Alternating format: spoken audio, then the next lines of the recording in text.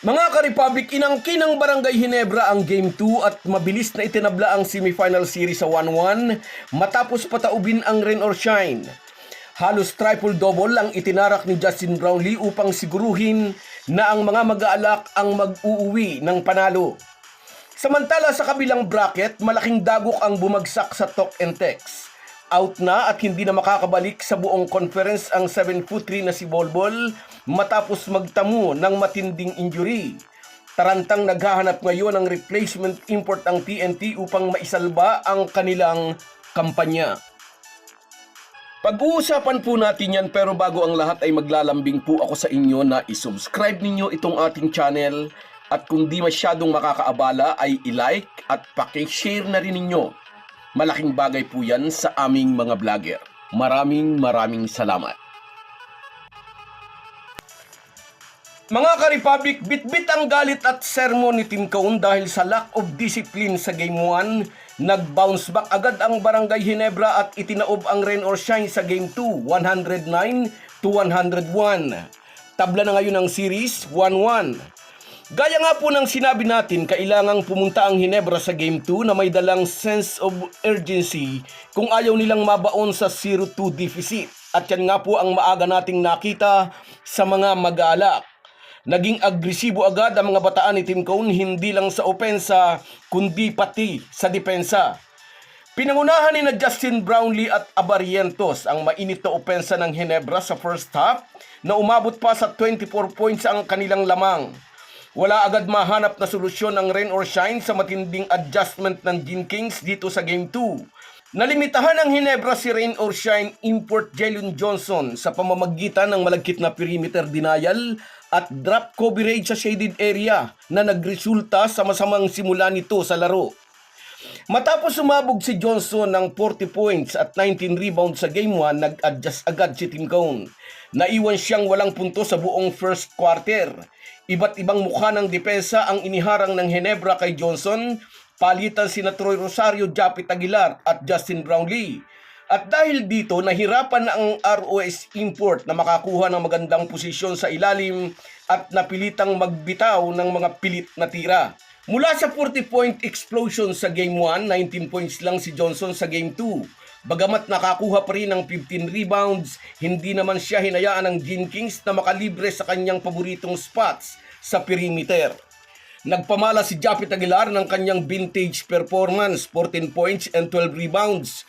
Nagpakita siya ng matinding presence sa depensa at kasama ang physical play ni Troy Rosario, nahirapan si Johnson na i-dominate ang pintura. Sa tuwing nagdadrive ang ROS import, mabilis ang help defense, kaya napipilitan itong ipasa ang bola na nagresulta rin sa mga turnover ng Elasto Painters. Ngunit ang kwento ng Game 2 ay hindi complete domination para sa mga mag-aala. Bagamat umabot sa 24 points ang kanilang lamang, ito ay unti-unting natapyas sa fourth quarter sa matinding determinasyon ni Jonard Clarito na pinangunahan ng matinding ROS fight back at naibaba nila sa 4 na lang ang lamang ng Barangay Ginebra. Sa tindi ng laro ni Clarito, di sinasadyang nasiko niya sa ilong si RJ Abarientos na humarang sa daan ng rugged ROS forward, umaasang makakakuha ng offensive foul. Hindi ganun ang nangyari, sa halip nakakuha si Clarito ng end 1. Inilabas si RJ Abarientos at idiniretso sa locker room para i-check ang sugat. Pero bumalik din agad sa laro para pangunahan ng Ginebra na maibulsa ang panalo sa Game 2. Bukas ang Game 3. Importante ang panalo sa larong ito na gaganapin din sa Mall of Asia Arena. Ang mananalo rito ay magkakaroon ng 75 to 80% chance na magtagumpay sa series. Kung tagumpay sa semifinal series ang pag-uusapan, biglang nalagay sa panganib ang kampanya ng Tok and Tex. Sa bandang dulo ng first quarter ay na-injured si Bolbol. Nangyari ang insidente nang subukan niyang mag-drive to the basket at bumagsak siya sa sahig sa isang non-contact sequence. Napahawak siya sa kanyang sakong, grimacing in pain. Binuhat siya ng kanyang mga kakampi at dumiretso na sa locker room. Sinamantala naman ng Meralco ang pagkakataon. Itinabla ng Bolts ang series sa 1-1. Isa itong semifinals pairing na kung di injured si Bolbol ay inaasahang masusweep ng Tok and Tex. Achilles tear ang tinamong injury ng 7-footer na NBA player. Sinabi ni TNT team manager Jojo Lastimosa out na si Bolbol sa buong conference. Tarantang naghahanap ngayon ng replacement import ang kupunan. Sa isang import-laden conference, may 2-game grace period ang bawat kupunan na maglarong walang import para makahanap ng replacement. Pero sa pangatlong game na wala silang import, malaking multa ang ipapataw sa kanila ng PBA.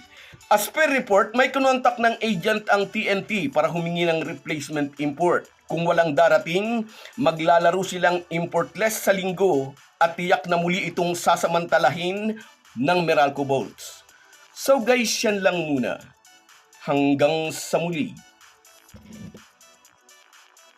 Kung wala po kayong mga viewers namin ay walang magtatagumpay na vlogger. Kaya salamat po sa inyong panunood.